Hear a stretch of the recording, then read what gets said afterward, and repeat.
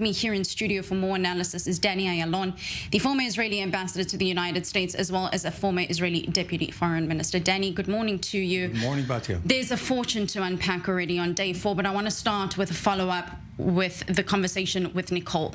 The IDF saying, and we heard it from Prime Minister Benjamin Netanyahu in his first public address a few days ago when he said to the Gazan residents, get out now. Let's unpack this by asking the hard-hitting question. Where is it for them to go? There is a fortune of xenophobia already on the other side in Jordan with regards to the Palestinians. They don't appear to want them there. And the same thing with regards to the Rafah crossing that was open yesterday and is apparently closed again this morning. So where, yes, innocent civilians, no doubt. Where is for them to go if the borders of the Muslim Brotherhood, so-called, are closed?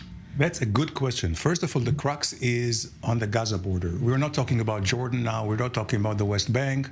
Things there are being, let's say, contained, which is good.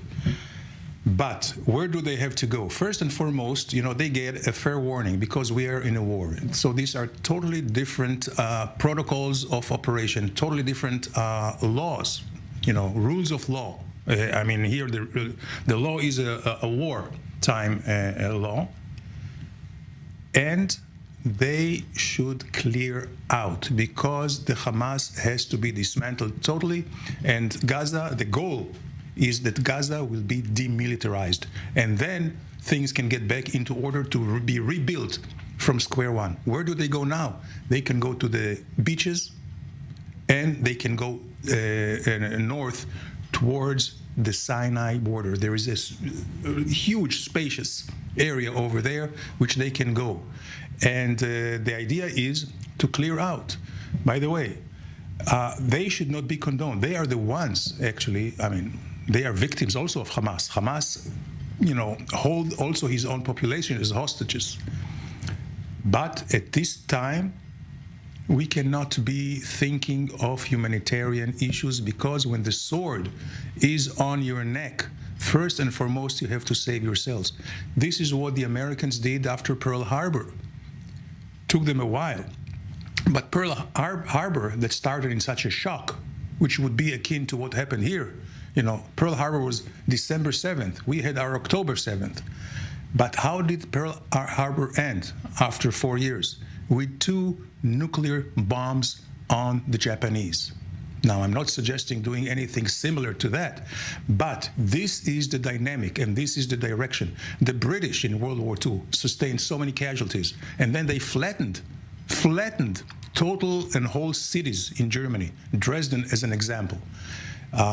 This is what normal countries do when their survival is at stake. Now, I'll tell you what we are facing here, and I think Netanyahu was right to say, Hamas is Daesh or ISIS. They are like twin brothers, and I think this is what the world understands now, and this is a period of grace from Israel internationally when we get the support of everyone in the Western world, in the enlightened world, in the Judeo-Christian world. I'm not expecting any sympathy or support from any Arab countries. They have their own issues, but they are the first ones to watch to make sure Hamas is eradicated, because Hamas, which is part of the Muslim Brotherhood, is the mortal enemy of the Egyptian government, Jordanian king, Saudi Arabia, the Emirates, all the Abraham Accords, Morocco, all these are waiting in the wings to see.